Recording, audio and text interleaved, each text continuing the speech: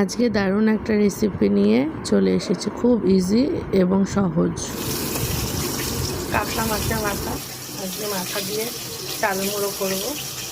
কড়া করে ভেজে দিতে হবে।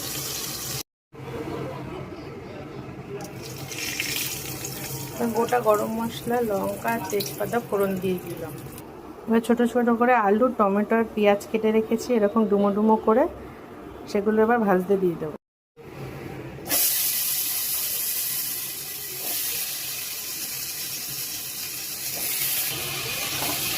নাড়াচাড়া করে ঢাকা দিয়ে দেবো একটু ভাজা ভাজা হওয়ার জন্য। এবার একটু হলুদ গুঁড়ো দিয়ে দেবো, একটু লবণ দিয়ে দেবো, ভালো করে নাড়াচাড়া করে আবার ঢেকে দেবো। গোবিন্দভোগ চাল একটু ভিজিয়ে রেখেছিলাম, এটা এবার দিয়ে দেবো এক মুঠ মতো। এবার একটু নাড়াচাড়া করে দেবো, ভাজা ভাজা করবো। এর মধ্যে আদা, টমেটো আর অল্প করে রসুন পেস্ট করা আছে আর কাঁচা লঙ্কা, এটা দিয়ে দেবো।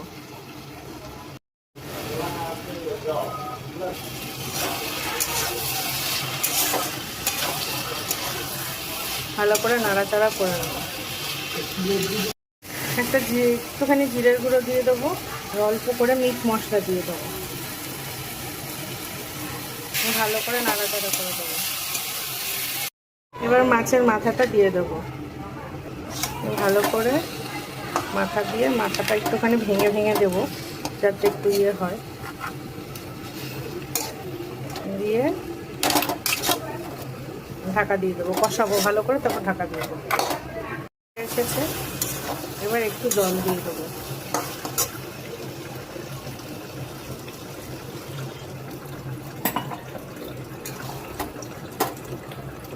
দিয়ে ফুটবে,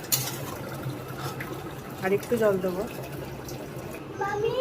দিয়ে এবারে ঢাকা দিয়ে দেবো। উপরে তেল ভেসে এসেছে, একটু নাড়াচাড়া করে নেবো। এবার গরম মশলাটা দিয়ে দেবো, একটু ঘিও দেবো সাথে। আলুটাও সিদ্ধ হয়ে এসেছে। গরম মশলা দিয়ে দিলাম, একটু ঘি দিয়ে দিলাম। ভালো করে নাড়াচাড়া করে নেবো। কেউ যদি ঝোল ঝোল ভালোবাসে ঝোল ঝোল রাখবে, কেউ শুকনো ভালোবাসলে শুকনো রাখবে। আমি আজকে একটু ঝোল ঝোলই করলাম।